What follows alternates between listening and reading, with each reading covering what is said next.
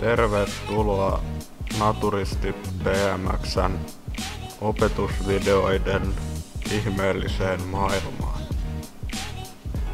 Tänään meillä on vuorossa normaali FOTJAM minirampin tai isommankin hyllylle.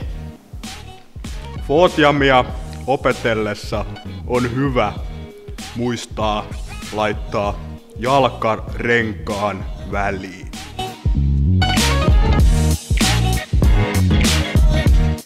Nojaa eteenpäin.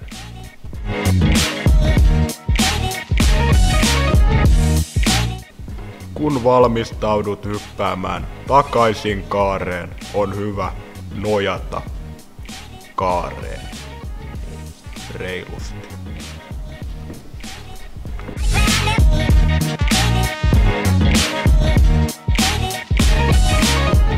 Tärkeintä on kans vetää se jalka ihan rohkeasti vaan sinne polkimelle eikä käydä jänistämään siinä kohtaa enää.